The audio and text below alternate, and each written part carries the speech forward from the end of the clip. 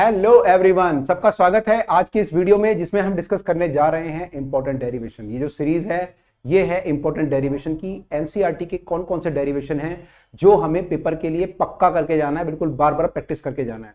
तो आज हम लोग डिस्कस करने जा रहे हैं, आज हम दो चैप्टर डिस्कस करेंगे, एक तो अल्टरनेटिंग करंट और एक हम डिस्कस करेंगे हमारा electromagnetic wave, chapter number 7 and chapter number 8।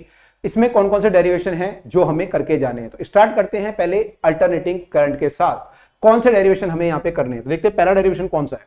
पहला डेरिवेशन है इंपीडेंस ऑफ द एलसीआर, या तो करना ही करना है। एलसीआर सर्किट का जो इंपीडेंस होता है वो तो करना ही करना है। अच्छा, पेपर में ना ये अगर CLR लिख दे तब भी कंफ्यूज मत होना, वो एक ही बात है। LCR बोलते हैं, CLR बोलते हैं, RCL बोलते हैं। ऐसा एक बार हुआ था बोर्ड में, उन्होंने चेंज कर दिया था, बच्चे कंफ्यूज हो गए थे। तो एलसीआर सर्किट का जो इंपीडेंस होता है वो आपको निकालना है, उसमें करंट कितना आता है, फेज एंगल कितना आता है, सब हमें देखेंगे।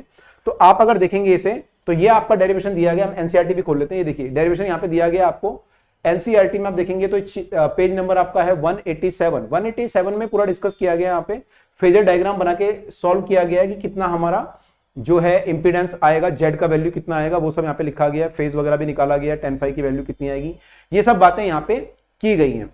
हालांकि जो डेरिवेशन है यहाँ पे जो गाइड या किताबों में दिया गया है थोड़ा इजी ढंग से समझाया गया है। अगर आप चाहें तो वो भी फॉलो कर सकते हैं, अदरवाइज ये डायग्राम है थोड़ा कॉम्प्लेक्स है, इसको भी अगर आप इससे कंफर्टेबल है ये भी कर सकते हैं। तो ये पहला डेरिवेशन हमारा था, एलसीआर सर्किट का इंपीडेंस कितना होता है, राइट। फिर आते हैं आगे। अगला डेरिवेशन क्या हमारे सामने, अगला डेरिवेशन हमारे सामने है कि अगर हम कंडीशन निकालें रेजोनेंस की और उसमें रेजोनेंस फ्रीक्वेंसी निकालें वो कितनी आएगी। तो देखते हैं वो क्या कहां पे दिया गया हमें एनसीईआरटी में। रेजोनेंस जो होता है आपको पता है, जब हमारा वैल्यू जो है बराबर हो जाता है एक्ससी का और एक्सएल का, तो उसको बोलते हैं रेजोनेंस कंडीशन। यहाँ पे दी गई है, देखो यहाँ पे दिया गया है कि ये वैल्यू हमारी जब एक्ससी और एक्सएल बराबर हो जाते हैं तो ये हमारा बराबर हो जाता है 1 omega L equal to 1 by omega C. वहां से ओमेगा का वैल्यू इतना आता है और अगर आप फ्रीक्वेंसी में कन्वर्ट करेंगे तो ओमेगा को हम 2 पाई एफ लिख सकते हैं, वहां से फ्रीक्वेंसी भी निकाल सकते हैं। तो ये हमारी कंडीशन है फॉर द रेजोनेंस। इसका ग्राफ भी बगल में दिया गया है, तो ये भी आप ध्यान से देख के जाइएगा पेपर में, ये भी आपके लिए इंपॉर्टेंट डेरिवेशन है। नेक्स्ट देखते हैं, नेक्स्ट कौन सा हमारे बोर्ड में आ रहा है।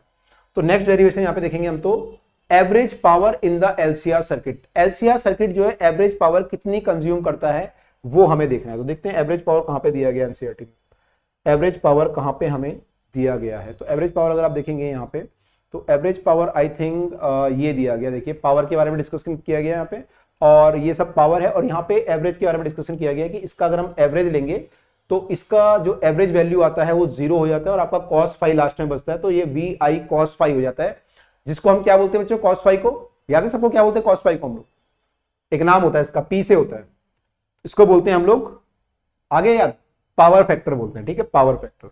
ओके, तो cos फाई है यहाँ पे। तो average power in the cycle of a LCR circuit, तो हमें निकालना है VI cos फाई, वो वैल्यू हमें प्रूव करके बतानी है, इतना होगा। तो अगला डेरिवेशन क्या है हमारे सामने, तो इस चैप्टर में तो ये डेरिवेशन हमारे 3 डेरिवेशन हुए मोटे मोटे। अब देखते हैं अगला चैप्टर जो है हमारा इलेक्ट्रोमैग्नेटिक वेव, उसमें कौन सा डेरिवेशन है। उसमें डेरिवेशन है यहाँ पे डिस्प्लेसमेंट करंट का, कि डिस्प्लेसमेंट करंट जो होता है वो सेम होता है as conduction current in case of charging of a capacitor. अगर हम कैपेसिटर को चार्ज करते हैं तो जो वैल्यू कंडक्शन करंट, जो हमारा कन्वेंशनल करंट या होता है, उसकी जो वैल्यू आती है वही हमारी आती है डिस्प्लेसमेंट करंट की। तो हमें बताना है दोनों सेम होते हैं। तो देखिए यहाँ पे जो डेरिवेशन दिया गया है, एक्चुअली एनसीईआरटी में डेरिवेशन थोड़ा अलग ढंग से है।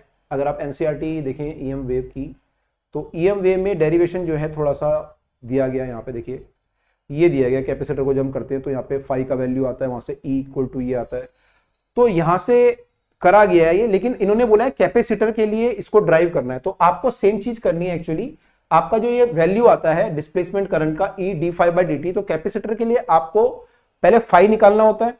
फाई कैसे निकालेंगे, E इंटू डी एस, और E कैसे निकालेंगे, तो कैपेसिटर आपको पता है E की वैल्यू जो आती है हमारी सिग्मा बाय एप्सिलॉन नॉट से हम E निकालेंगे पहले, उसको फिर A से मल्टीप्लाई करेंगे तो आपका जो है फ्लक्स आएगा, फ्लक्स को फिर डिफरेंशिएट करेंगे टाइम के रिस्पेक्ट में, फिर E नॉट से मल्टीप्लाई करेंगे। तो आपको प्रूव करना है वो जो वैल्यू आएगी वो I के बराबर आएगी। अगर आपका करंट I आ रहा है, कैपेसिटर को चार्ज कर रहा है वो, तो वो वैल्यू जो आएगी वो I के बराबर आएगी। ये आपको प्रूव करना है, आपको खुद देखना पड़ेगा, इसको थोड़ा सा ट्राई करना पड़ेगा कि ये कैपेसिटर के केस में हमारी वैल्यू बराबर आती है, राइट। क्योंकि एनसीईआरटी में जो दिया गया उसका एक्चुअल डेरिवेशन वहां पे थोड़ा सा मौजूद नहीं है, ठीक है। चलिए, तो ये हमारे इंपॉर्टेंट डेरिवेशन हुए। अब देखते हैं इसमें इंपॉर्टेंट हमें क्या लग रहा है कुल मिला के। अगर हम देखें तो ये डेरिवेशन जो है देख रहे हैं आप 12, 13, 14 3 बार आ चुका है ये आ गया आपका 10 और 14 में, यानी काफी टाइम से मिसिंग है। 9, 16, 17 ये काफी बार आ चुका है। तो ये इंपॉर्टेंट डेरिवेशन ये वाला ज्यादा इंपॉर्टेंट लग रहा है, एवरेज पावर वाला। तो ये तो आपको करना ही करना है, बाकी भी आपको एलसीआर वाले भी करने हैं डेरिवेशन, लेकिन ये ज्यादा इंपॉर्टेंट मुझे दिख रहा है। उसके अलावा ये जो है ये भी इंपॉर्टेंट लग रहा है, 13 में आया, 19 में आया, इसके भी आने की संभावना है। तो ये सारे के सारे डेरिवेशन हमें बार बार प्रैक्टिस करके करने हैं। तो आई होप ये बात सबको क्लियर हुई होगी। तो ये क्लियर है, फर्स्ट बुक के डेरिवेशन हमने यहाँ पे कंप्लीट कर लिए हैं सीरीज में।